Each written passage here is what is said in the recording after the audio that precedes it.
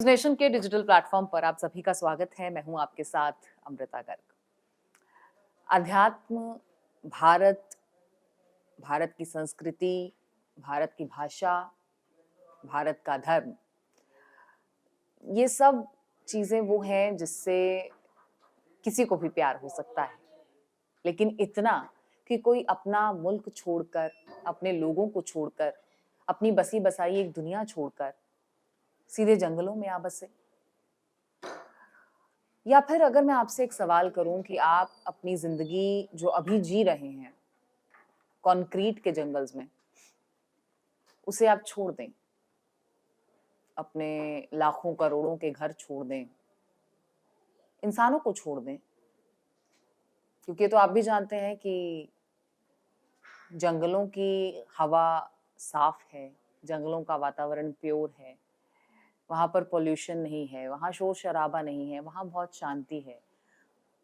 और आपको मैं कहूँ कि ये सब आप छोड़कर किसी जंगल में रहने के लिए चले जाइए, आपका लाइफस्टाइल सुधर जाएगा, आपकी ज़िंदगी बदल जाएगी, आपको सब प्योर मिलेगा, सब शांत मिलेगा। तो क्या आप ऐसा करेंगे? आप में से ज़्यादातर लोग शायद फ़ौरन मना कर दें। कुछ लोग कुछ सेकंड्स का पॉज़ लें और सोचें कि ये क्या सवाल किया गया है और उसके बाद मना करें। लेकिन शायद इस ऑफ़र के लिए हाँ कोई भी नहीं करेगा। पर एक महिला जो 40 साल की है, जिसका नाम नीना कुटीना है, जो रशियन महिला है, अगर मैं आपसे कहूँ कि वो रशिया छोड़कर, एक एस्टेब्लिश्ड लाइफ़स्टाइल छोड़कर, इंसानों को छोड़कर, जानवरों के बीच जंगल में रह रही है, ठीक मोगली या टार्ज़न की वो जो कहानियाँ हमने सुनी हैं, बिल्कुल वैसे। तो ये यकीन कर पाना बेहद मुश्किल है, पर आप कुछ तस्वीरें सोशल मीडिया पर ज़रूर देख रहे होंगे, एक कहानी आप सुन रहे होंगे जिस पर आपको यकीन नहीं हो रहा होगा। ये कहानी है नीना कुटीना की। दरअसल नीना कुटीना 2016 में बिज़नेस वीज़ा पर भारत आईं और यकीनन वो बिज़नेस के किसी काम से आई होंगी और उन्हें फिर वापस लौटना होगा। लेकिन उसी बीच उन्होंने भारत में शायद कुछ ऐसा एक्सपीरियंस कर लिया जिसने उसे हमेशा-हमेशा के लिए भारत में रोक लिया। नीना कुटीना रशियन महिला हैं, जिनकी 2 बच्चियाँ हैं और ये गोकर्णा के जंगलों में पाई गई हैं। जी हाँ, दरअसल नीना कुटीना गोकर्णा के इन जंगलों में बीते कुछ महीनों से रह रही हैं, ऐसी जानकारी है। लेकिन वो भारत में अटकी हुई हैं पिछले 8 साल से। 2016 में वो आई, 2017 में वो गई नेपाल और उसके बाद वो फिर से भारत आ गईं और यहाँ हमेशा-हमेशा के लिए बस गईं। उनकी 2 बच्चियाँ हैं, जो बहुत प्यारी हैं, बहुत छोटी हैं, एक 4 साल की है, एक 6 साल की है। अब ये कहानी सामने कैसे आती है? दरअसल कर्नाटक के गोकर्णा के इन जंगलों में लैंडस्लाइड हुआ और भयंकर लैंडस्लाइड हुआ इस मॉनसून। तो वहाँ जो स्थानीय पुलिस है, जो प्रशासन है, उनकी तरफ से ये चेक करने के लिए कि कहीं कुछ ऐसी घटना ना हो, कहीं कोई संपर्क ना टूट गया हो, कहीं कोई शख्स ऐसा ना हो जो किसी मलबे में दब गया हो, क्योंकि जंगल में लोग लकड़ियाँ वगैरह लेने भी जाते हैं। तो इस चीज़ को चेक करने के लिए और टू मेक श्योर कि कोई वहाँ पर ना हो जिसको मदद चाहिए हो, पुलिस जाती है रेकी करने के लिए। लेकिन इसी दौरान इस खौफनाक जंगल में पुलिस को एक रहस्यमयी गुफ़ा दिखाई देती है और उस पर शक क्यों गहराता है, क्योंकि उस गुफ़ा के बाहर कुछ कपड़े जो हैं वो लटक रहे होते थे। कुछ सूखने के लिए या सुखाने के लिए वो कपड़े वहाँ पर रखे गए थे। ऐसा बताया जाता है कि वहाँ 10 से 12 प्रजाति के साँप रहते हैं जो बेहद ज़हरीले हैं और जंगल में जंगली साँप ज़ाहिर है आप भी समझ सकते हैं। लेकिन इन्हीं साँपों के बीच नीना कुटीना अपनी बच्चियों के साथ वहाँ थी। पुलिस जैसे ही उस गुफ़ा में अंदर गई, उसे कुछ सामान मिला, भगवान की कई मूर्तियाँ मिलीं। एक छोटी बच्ची पुलिस ने देखी जो वहाँ खेल रही थी। तो ये गुत्थी धीरे-धीरे सुलझती हुई नज़र आई। पुलिस ने उस औरत से बात की, उसे समझाने की कोशिश की और वो कोई साध्वी नहीं थी, वहाँ पर अपनी बच्चियों के साथ रह रही थी। वो अपना ज़्यादातर समय अध्यात्म में, ध्यान में, भगवान की पूजा-अर्चना में बिताती थी और इन सब बातों का खुलासा नीना कुटीना ने खुद किया है, जो अब अपने आप को मोही कहती हैं। और ऐसा उन्होंने बताया जब उनसे बातचीत हुई, मीडिया के कैमराज़ भी पहुँचे, माइक भी पहुँचे, तो उन्होंने बात करते हुए बताया कि उस जंगल में वो बहुत खुश थी। वो एक ऐसे वातावरण में रह रही थीं जो बहुत शुद्ध था, बहुत साफ था, अध्यात्म से भरा हुआ था। वो अपनी भक्ति में लीन रहती थीं, उनकी बच्चियों का जन्म भी वहीं पर हुआ। ना कोई महँगा अस्पताल, ना कोई एक्सपर्ट डॉक्टर, कुछ नहीं।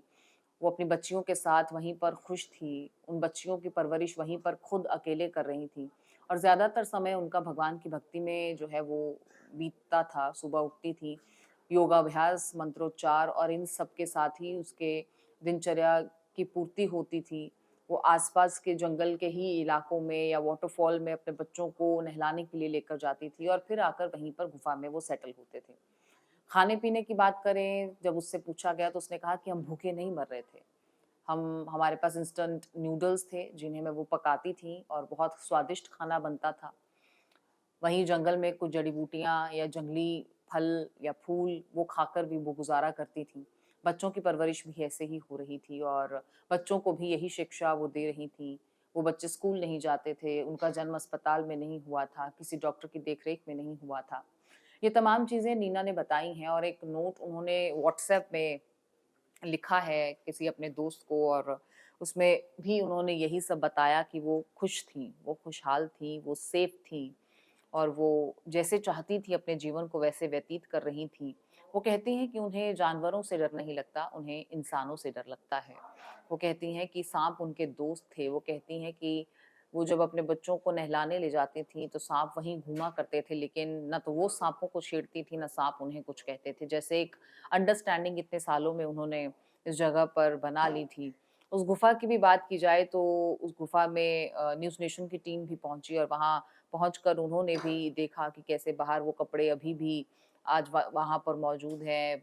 बाँस के कुछ डंडे वहाँ पर जिससे उस गुफ़ा को प्रोटेक्ट किया गया था प्लास्टिक की शीट से ताकि बारिश में अंदर पानी ना आए। तो उस तरह के प्रोटेक्शन का भी इंतज़ाम जो है वो नीना ने किया था।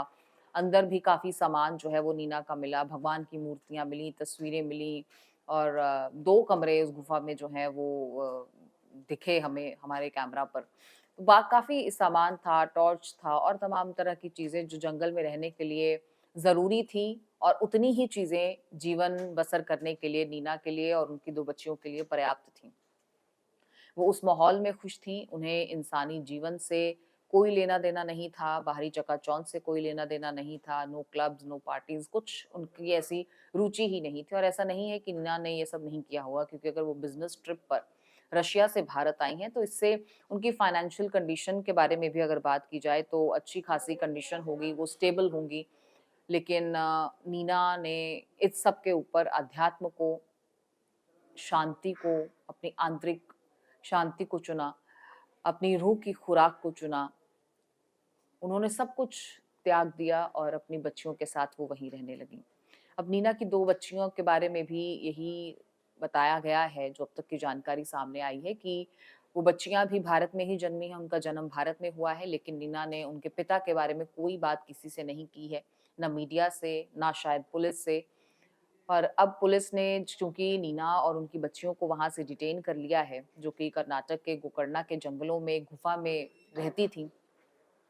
वो उस लाइफ़स्टाइल को पूरी तरह से अडॉप्ट कर चुकी थीं, वो बच्चियाँ उस माहौल में पूरी तरह से क्योंकि वो इसी माहौल में जन्मी, उन्हें वही माहौल देखा, तो उसमें वो बच्चियाँ उस कुदरत को ही अपना घर समझ रही थीं, उस कुदरत में ही नीना ने अपना घर बना रखा था।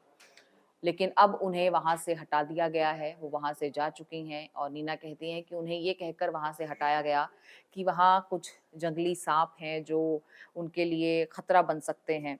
लेकिन नीना का कहना है कि उन्हें तो इंसानों से डर लगता है, वो अब जहाँ हैं वहाँ पत्थर का एक ठंडा फर्श है, वहाँ कुदरत नहीं है, वहाँ पेड़ नहीं है, वहाँ समंदर नहीं है, वहाँ खुला आसमान नहीं है, वहाँ वो झरने नहीं हैं।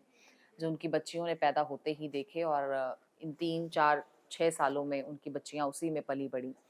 लेकिन अब वो एक शेल्टर होम में हैं, जहाँ पर उनका ख़्याल रखा जा रहा है ठीक से, लेकिन नीना को अफ़सोस इस बात का है कि अब उन्हें वापस रशिया भेज दिया जाएगा। अब उन्हें वापस उसी दुनिया में जाना होगा जिससे वो दौड़ कर आई थीं, जिस दुनिया से दूर भागती हुई वो यहाँ अध्यात्म की तलाश में, अपनी खोज में निकली थीं। लेकिन वो खोज अभी नीना की शायद पूरी नहीं हुई थी और वो शायद अभी कुछ और पाना चाहती थी पर क्योंकि अब उन्हें रिटेन कर लिया गया है, तो अब वो कुछ सेंटर्स में हैं, उन्हें डिपोर्ट किया जाएगा क्योंकि उनका वीज़ा तो 2017 में ही एक्सपायर हो चुका है। तो अब नीना क्या करेंगी? आगे क्या उनकी लाइफ़स्टाइल रहेगी? वो रशिया में जाकर वापस क्या करेंगी? उनकी बच्चियों का कैसा भविष्य होगा? ये तमाम सवाल तो होंगे ही। हो सकता है कि आने वाले समय में एक इन्फ्लुएंसर के तौर पर नीना हमें नज़र आएँ या मुही एक इन्फ्लुएंसर के तौर पर हमें नज़र आएँ।